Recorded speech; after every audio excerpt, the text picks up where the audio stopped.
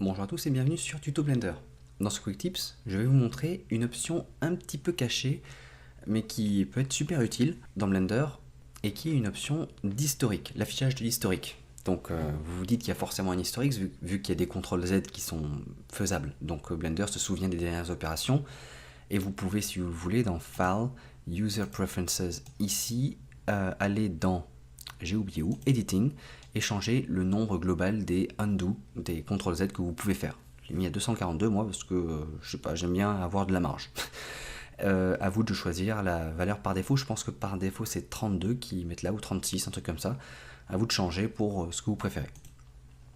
Donc l'affichage de l'historique, alors il faut qu'il y ait un historique d'abord, donc je vais peut-être déjà déplacer mon cube, l'agrandir, le tourner, et puis peut-être que je vais le cacher, puis le décacher, et voilà, j'ai déjà fait pas mal de petits trucs. Notez que je suis en mode objet, et je vais pouvoir faire CTRL ALT Z et afficher donc l'historique récent de ce qui a été fait directement sous ma souris. Si j'éloigne trop ma souris, ça disparaît, donc il faudra refaire CTRL ALT Z.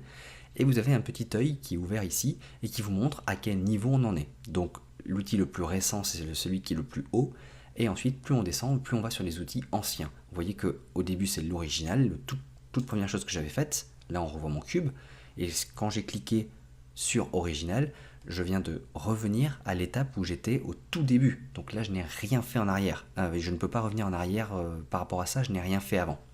Si je fais CTRL ALT Z, on voit que Blender a gardé l'historique qu'il y avait après, donc je peux savoir que ensuite j'ai fait un translate, puis un resize, donc là j'avais déjà déplacé puis augmenté mon cube, CTRL ALT Z, et je peux revenir jusqu'à la dernière opération que j'ai faite, qui était donc de réafficher mon cube après l'avoir caché.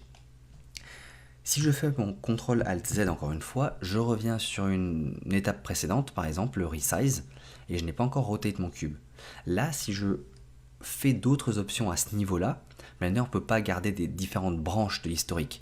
Donc si je fais une opération par rapport à ici, Blender va réécrire par-dessus la suite de l'historique qui est là. Donc tant que je n'ai rien fait, je peux naviguer et me replacer où je veux dans cet historique, mais si je me mets à un endroit qui n'est pas le dernier tout en haut, et que je refais d'autres étapes, que je refais d'autres choses, eh bien je vais effacer ce qui est ici et réécrire, en fait, réécraser avec les nouvelles opérations que j'ai faites. Si je rentre en mode édition et que je repasse en mode objet, là quand je fais CTRL ALT Z, eh bien Blender a enregistré tout ce qu'il y avait en mode objet, vu que c'est l'historique du mode objet, vu que je suis en mode objet. CTRL ALT Z, il me dit que je suis entré en mode édition à ce niveau-là, après j'ai perdu trace de ce que tu as fait. Tu viens de revenir en mode objet, donc je te montre l'historique du mode objet, mais je ne sais pas ce que tu as fait en mode édition, je ne te l'afficherai pas.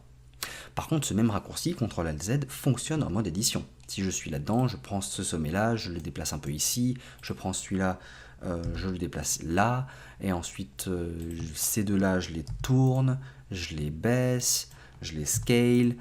Voilà, j'ai fait pas mal de choses, je peux faire un CTRL ALT Z ici, et je vais avoir toute l'historique de ce que j'ai fait, encore une fois, seulement en mode édition, parce que là, c'est l'historique du mode edit. Et vous le voyez très bien, lorsque vous faites vos CTRL Z, vous pouvez faire des CTRL Z en mode édition de tout ce que vous avez fait en mode édition, et ça s'arrête au moment, enfin vous ne pouvez pas revenir plus en arrière qu'au moment où vous êtes rentré en mode édition. Pareil en mode objet, lorsque vous faites des CTRL Z, vous avez l'impression que ça va beaucoup plus vite, parce qu'en fait, il CTRL Z sur la dernière fois que vous étiez en mode objet, et il saute en un seul CTRL Z, il saute toutes les étapes que vous aviez faites en mode édition. Donc vous revenez de beaucoup en arrière si vous aviez fait beaucoup de changements en mode édition. Voilà, j'espère que je ne vous ai pas perdu entre les modes objet et les modes édition, mais sachez que le CTRL ALT Z est un historique par mode. Donc soit en mode édition, soit en mode objet, et j'imagine aussi en mode sculpt, et ainsi de suite dans tous les différents modes de Blender. Voilà, j'espère que ce quick tips vous sera utile, et je vous dis à la prochaine. Salut!